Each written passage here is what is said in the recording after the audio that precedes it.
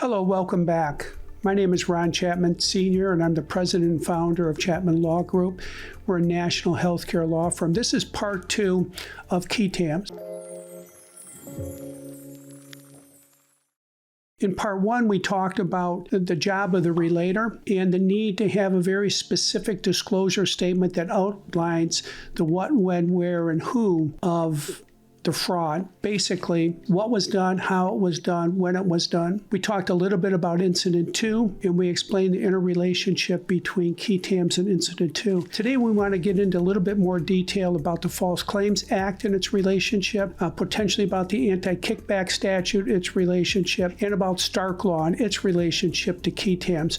All three of these can form an appropriate Qui Tam litigation. And again, going back to the very beginning, why would you even want to get involved in this? Because there's a reward. You can receive up to 30%, between 15 and 30% of the recovery for Qui Tam litigation. And we also talked about the details matter because the U.S. attorney may intervene if the details can assist them in proving their claim. So let's get back to the False Claims Act. The False Claims Act has a couple of elements to it.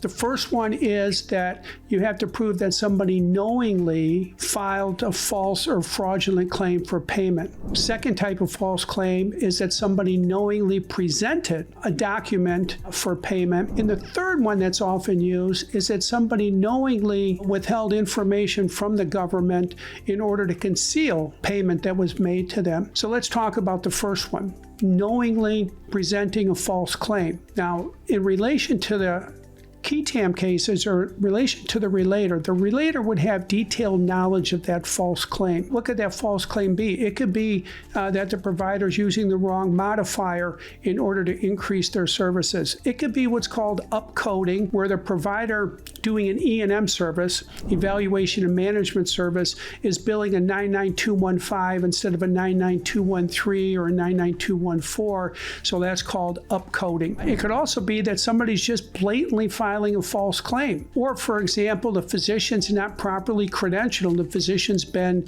doing work. Or a false claim could be in telemedicine, where they are doing prescriptions or DME equipment, and they're not properly evaluating whether there's medical necessity. There are many areas where we're dealing with false claims that would constitute enough facts for a Qui Tam. And then we have anti-kickback statute. An anti-kickback statute are where somebody pays or receives remuneration for the referrals of healthcare services. And then we have the Stark Law, where somebody is self-referring.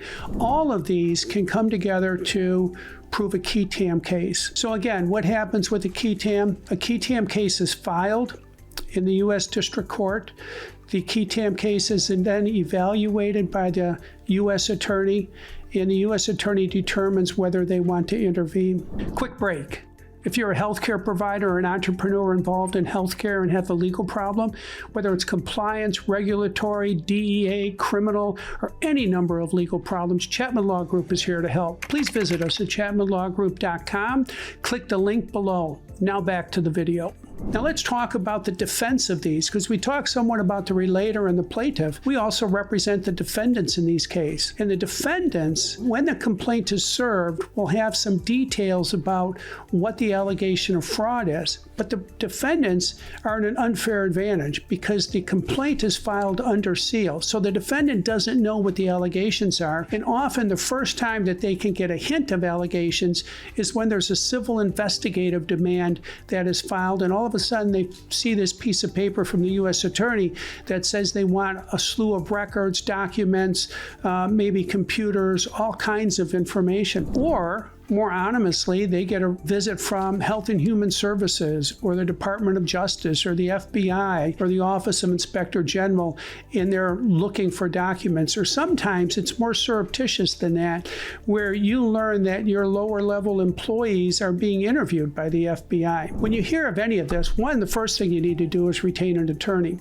The second thing you need to do is understand that there is some suspicion that you're doing something wrong. As a defense attorney, we would look into great detail as to what potentially this claim can be so that we can protect you from that claim. Eventually, whether the U.S. attorney intervenes and the seal is broken on the complaint, or whether the individual moves forward, the seal will be broken and you will see the details of the particular complaint and you'll know who's bringing that particular complaint. There's a number of outcomes that a complaint can follow. The first is it can be dismissed. You would file motions for summary disposition. Motion to dismiss is usually the initial pleading.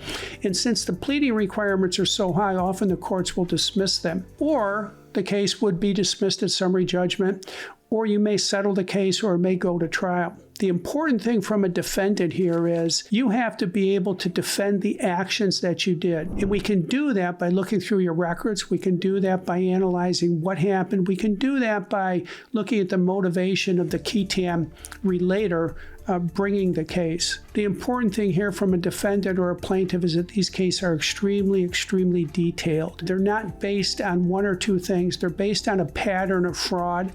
If you're the plaintiff, you have to prove that pattern of fraud. If you're the defendant, you have to disprove the pattern of fraud. Qui Tams are very, very intricate. They're detailed. They tend to be large cases. They go on for years. And if you're involved in one, they can be very, very costly. My advice is to retain an attorney early on. Try and get the Qui Tam dismissed. And if you can't get it dismissed, make sure that you put together a solid team that can prove that you did not commit fraud. Thank you so much for watching the video. If you liked it, please hit that like button. It helps the channel. It tells YouTube to show this video to more awesome people like you. Hit that subscribe button and the little bell to the right so that you get notifications of more upcoming videos.